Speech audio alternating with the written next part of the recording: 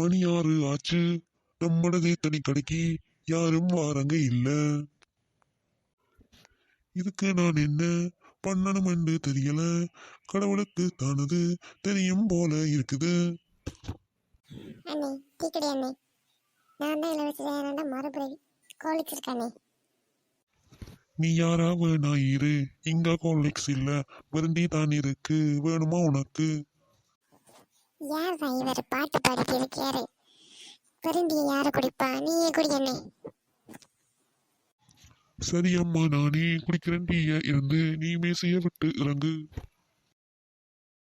நீ பாடிக்கிட்டே இரு, நான் போயிட்டு வாரேன். ஐயோ, எனக்கும் பாட்டு வந்துடுச்சு. இந்த துர்காவை இன்னும் காடியில் மணி 7 ஆயிட்டு. குமுதா 5 மணிக்கு விட்டிருப்பாளே, இவளங்க மகனோட போயிருப்பாள்.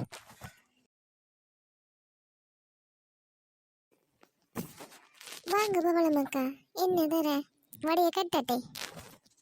ஐயோ இல்லை பத்மா, துர்காவும் மகனும் இன்னும் வரையில. அதுதான் இந்த பக்கம் வந்தவையாண்டு பார்க்க வந்து நானும்மா. எங்க போயிருக்க போறாள்? கைதா வீட்டு பக்கம் போயிருப்பாளாக்கும். நடக்கிறது வேண்டுமென்று போயிருப்பாளோ? வாங்க போய் பார்ப்போம்.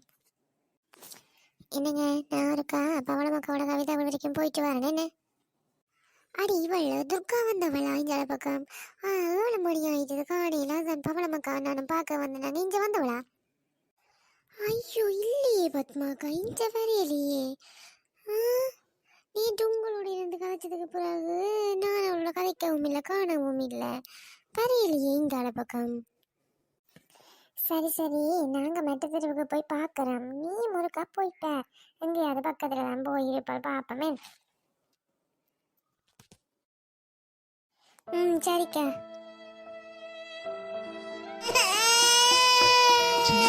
பதறி எழுற சத்தம் கேக்குது. அதுவும் இந்த பாலடைஞ்ச வீட்டுக்குள்ள கேக்குது. போய் பார்ப்போம். யாரும் சின்ன பிள்ளைகள் மாறி வந்து நிக்குதுகளோ? கும்பிட்டு கேட்குறனங்களை விட்டுடு, எங்களை ஒன்றும் செய்யாத. எங்களுக்கு யாருமே இல்லை, நானும் பிள்ளையும் தான் இருக்கிறேன். பிள்ளைய ஒன்றும் செய்யாத, எங்களை விட்டுடு. நீ கேட்குற அளவு காசு எங்கள்கிட்ட இல்லை. நானும் இவனும் என்ற அம்மாவும் தான் இருக்கிறோம். நாங்கள் சொல்லுறதுக்கு கூட காசு தாங்க, காசு கொடுங்கன்னு சொல்லுறதுக்கு கூட எங்களுக்கு யாரும் இல்லை. இவன் அப்பா செத்து போய் 2 வருஷம் ஆயிட்டு நாங்கள் தனியத்தான் இருக்கிறோம்.